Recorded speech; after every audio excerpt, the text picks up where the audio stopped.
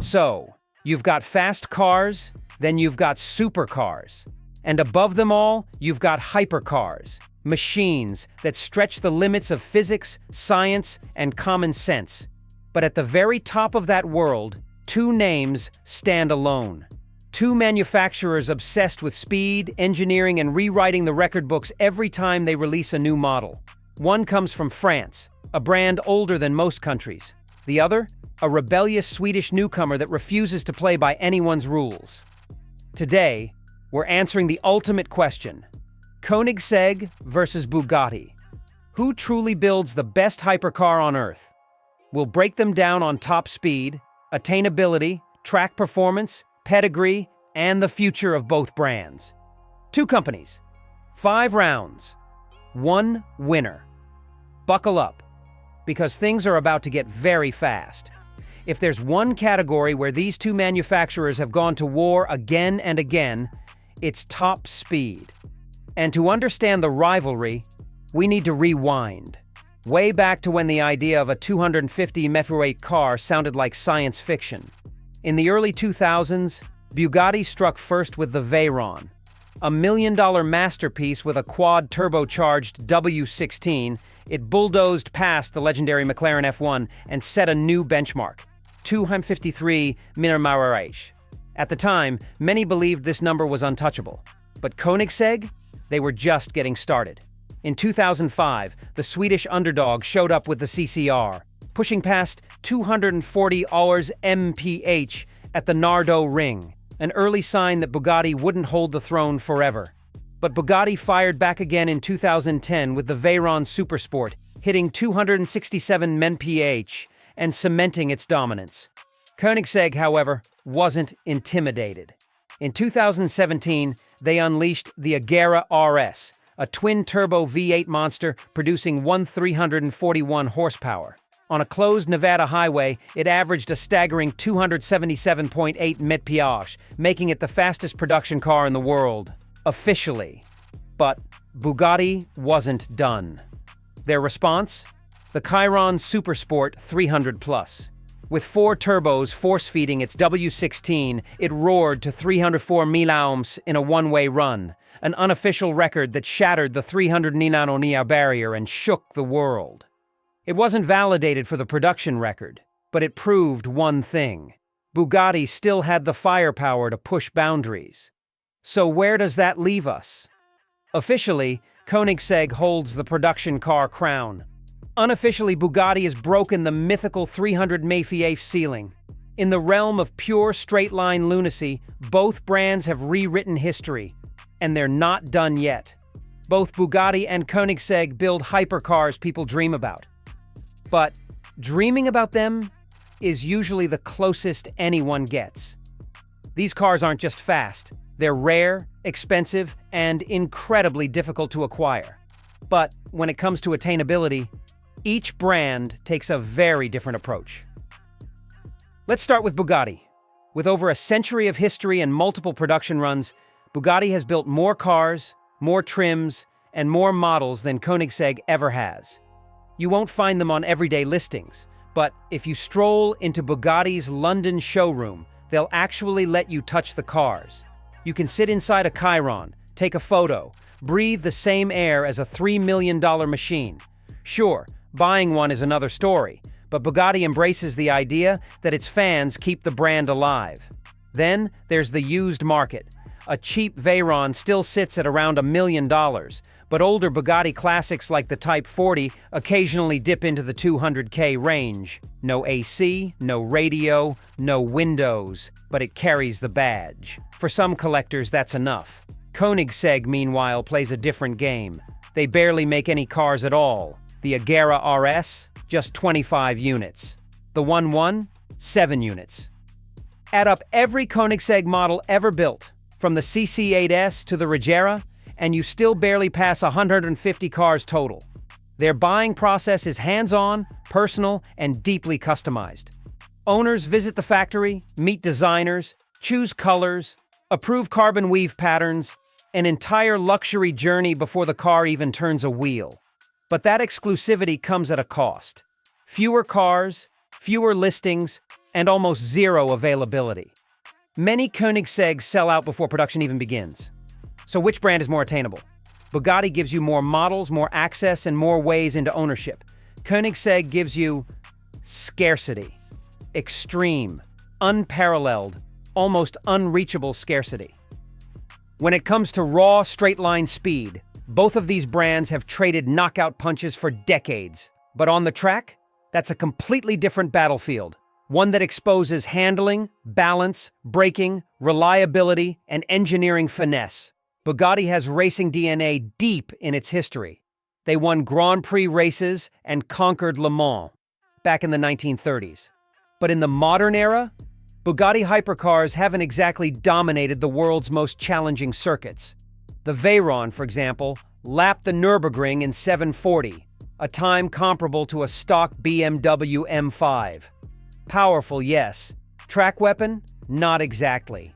Even wilder, Bugatti never released the official lap time for the Veyron Supersport, which usually means it wasn't quicker than the base car. Koenigsegg, meanwhile, approaches track performance like a science experiment with no safety limits. In 2008, the CCX ran a 7:33 at the Nürburgring, not spectacular for its price, but a clear sign of potential. Then things changed. The 1-1 arrived, engineered specifically to obliterate track records. Koenigsegg projected a sub-7-minute Nürburgring lap, territory reserved for the fastest production cars on Earth. They never got the official time due to track closures and crashes, but the 1-1 did deliver a monstrous 2:32.1 at Spa, faster than nearly anything with a license plate. But Koenigsegg has a curse: crashes. The CCX famously went off track on Top Gear. A 1-1 prototype crashed at the ring, and a Gera mule car crashed. Even skilled drivers struggled to keep these lightweight missiles under control. It's not a lack of engineering. It's the extreme nature of the machines. Bugatti, slow on track, but stable. Koenigsegg, faster, but harder to tame. So in this round, the question becomes simple. Do you reward the brand that plays it safe? Or the one that pushes limits until the tires give up? Speed is impressive. Technology is exciting. But without pedigree, none of it truly sticks. And when it comes to heritage, Bugatti and Koenigsegg stand at opposite ends of the automotive timeline. Bugatti's story begins in 1909, with Ettore Bugatti crafting some of the most elegant and innovative cars of the early 20th century. They weren't just machines, they were rolling sculptures. Bugatti dominated European racing, won the Monaco Grand Prix, conquered Le Mans, and created icons like the Type 35 and the Type 57 SC Atlantic, a car so rare and revered that one example sold for $30 million. Bugatti's name carries weight everywhere, in car culture, luxury culture, even pop culture. You don't have to explain what a Bugatti is. Everyone already knows. Koenigsegg? Their story starts in 1994, less than 3 decades ago. No century-old racing legacy, no Le Mans trophies, no historic lineup. But what they do have is something arguably just as powerful. A founder whose obsession became a revolution. Christian von Koenigsegg built the company from scratch, fueled by the belief that a small Swedish team could out-engineer giants. And in many ways, they did. And then there's the ghost. If you ever see a Koenigsegg with a little white ghost symbol stitched into the cabin or etched into the Lexan, that's a tribute to the fighter pilots who once flew from the base where Koenigsegg's factory now stands. It's a symbol of speed, honor, and pure Swedish identity. Tiny, but unforgettable. Bugatti has a century of prestige. Koenigsegg has a powerful origin story and unmatched innovation. Both pedigrees matter, but one is built on legacy, the other on rebellion. If the past explains where these brands came from, the future shows us where they're going. And in this round, the differences between Bugatti and Koenigsegg become sharper than ever. Bugatti's roadmap is focused, almost singular. The Chiron Supersport 300 Plus is their flagship, their statement piece, their claim to the next big top speed record. They already broke the 300 mm barrier in a one-way run, proving the potential of the platform. But beyond that, Bugatti has been relatively quiet. No radical new concepts, no bold reinventions of the hypercar formula, just refinement of the machine they already perfected. It's impressive, but predictable. Koenigsegg, on the other hand, looks like it's preparing for a technological revolution.